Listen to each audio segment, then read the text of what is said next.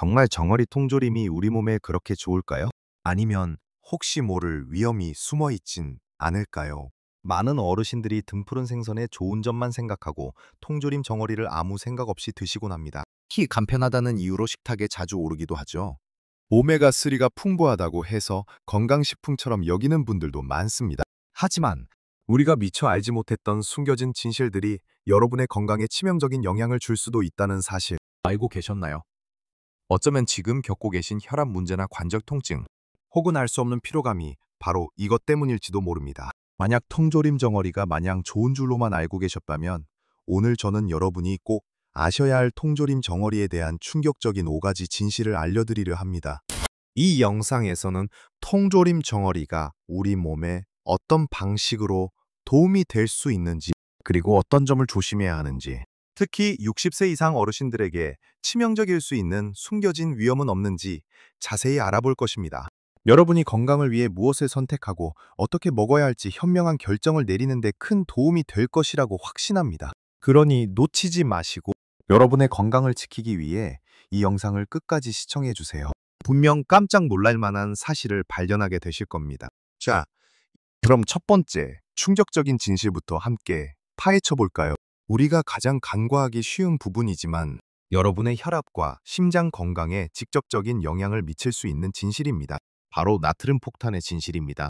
많은 분들이 통조림 정어리를 건강식품으로 여기지만 세상에 또 그 안에 숨겨진 나트륨 함량에 대해서는 미처 생각하지 못하는 경우가 많습니다.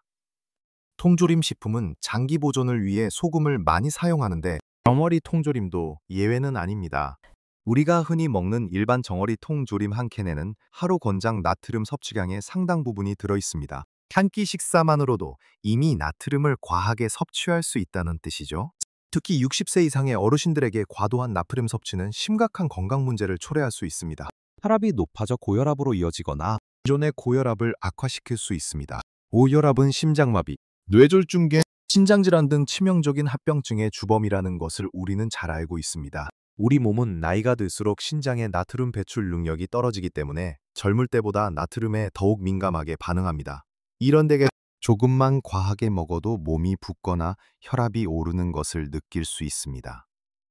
단순히 맛을 내기 위해 들어간 소금이 우리 몸속에서는 조용한 독이 될 수 있다는 사실을 꼭 기억해야 합니다. 실제로 제가 아는 한 어르신은 건강을 위해 매일 아침 통조림 정어리를 드셨는데 어느 날부터 혈압이 계속 오르고 몸이 자주 붓는다고 하소연하셨습니다. 식단을 점검해 보니 다른 음식들은 싱겁게 드셨지만 매일 먹는 정어리 통조림에서 예상치 못한 양의 나트륨을 섭취하고 계셨던 겁니다.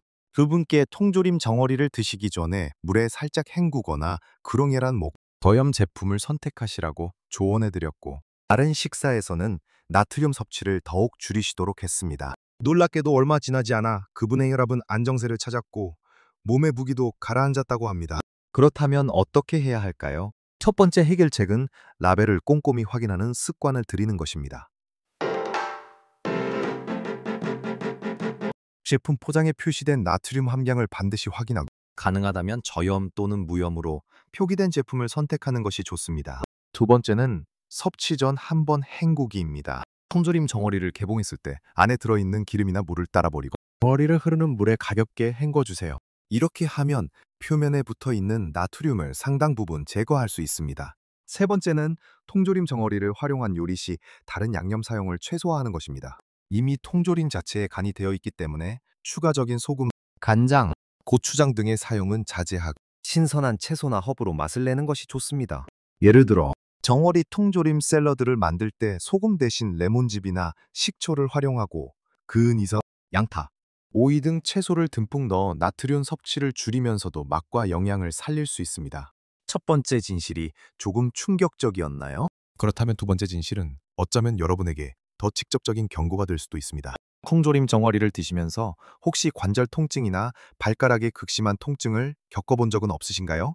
바로 통풍의 그림자입니다. 통풍은 황제병이라고 불릴 만큼 예전에는 부유한 사람들만 걸리는 병으로 알려졌지만 이제는 식습관의 변화로 인해 누구에게나 찾아올 수 있는 질환이 되었습니다.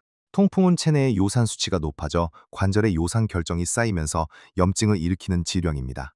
이 요산은 퓨린이라는 물질이 대사되면서 생성되는데 특정 음식에 퓨린이 많이 들어 있습니다. 불행히도 통조림 정어리는 퓨린 함량이 매우 높은 식품 중 하나입니다. 작은 생선을 뼈째 통째로 먹기 때문에 내장까지 섭취하게 되는데 이 내장에 퓨린이 특히 많이 들어 있습니다.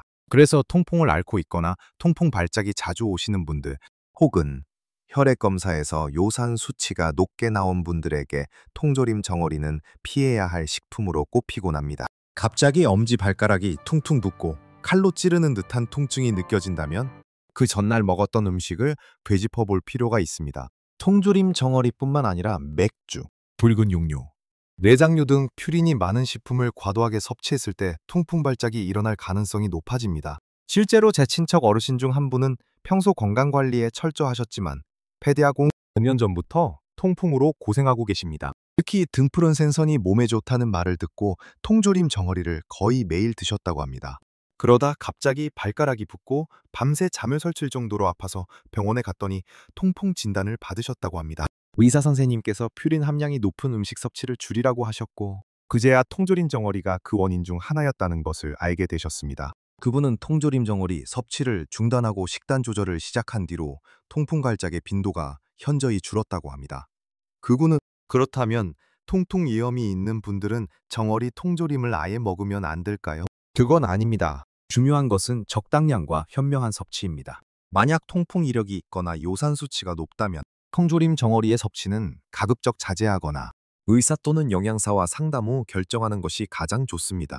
만약 꼭 드시고 싶다면 많은 양을 섭취하기보다는 아주 소량만 드시고 섭취 후에는 물을 충분히 마셔 요산 배출을 돕는 것이 중요합니다. 그리고 통풍 발작이 없는 시기에만 드시고 바쁘 혼치기에 잊을 때 그저 섬양이 오메가수를 섭취하고 싶다면 퓨린 함량이 낮은 연어나 고등어 필레 내장을 제거한 살코기, 오메가3 보충제 등을 고려해 보는 것도 좋은 방법입니다. 건강을 위해 먹는 음식이 오히려 병을 악화시키는 독이 될 수 있다는 사실을 잊지 마세요. 이제 세 번째 진실을 살펴볼 시간입니다. 이번 이야기는 건강을 위해 정어리를 드시는 분들이라면 특히 귀 기울여야 할 내용입니다. 많은 분들이 정어리 통조림을 드실 때 뼈까지 통째로 드시곤 합니다.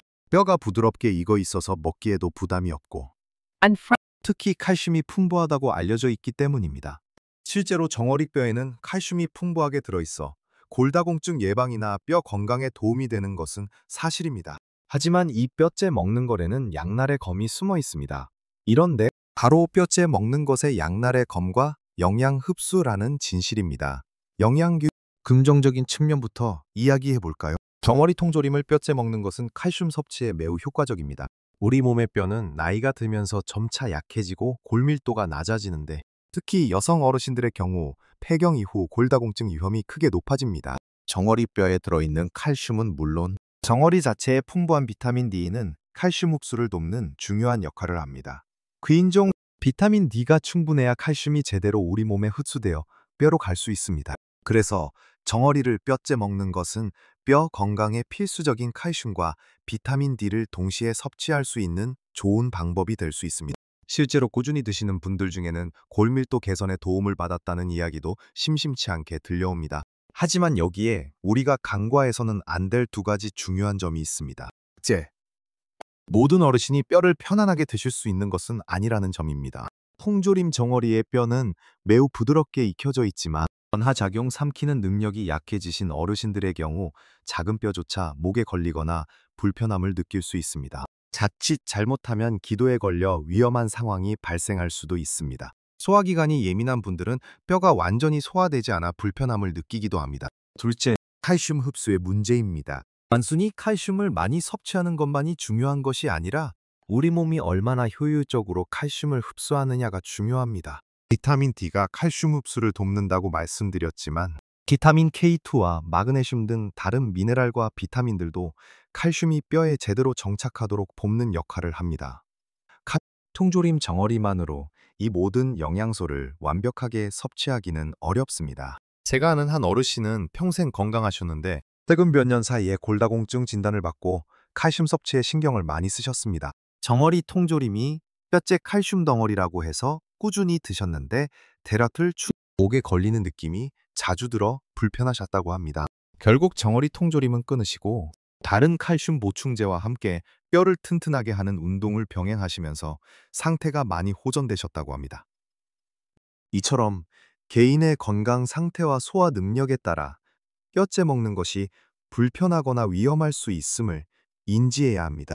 그렇다면 어떻게 해야 할까요? 만약 뼈를 잘게 으깨거나 믹서에 갈아서 다른 음식과 섞어 드시는 방법도 있습니다. 치긴 잘 예를 들어 으깬 정어리와 두부, 채소를 섞어 전을 부치거나 샌드위치 속 재료로 활용하는 것입니다. 이렇게 하면 뼈의 거슬림 없이 칼슘을 섭취할 수 있습니다. 그리고 통조림 정어리 외에도 우유, 요구르트,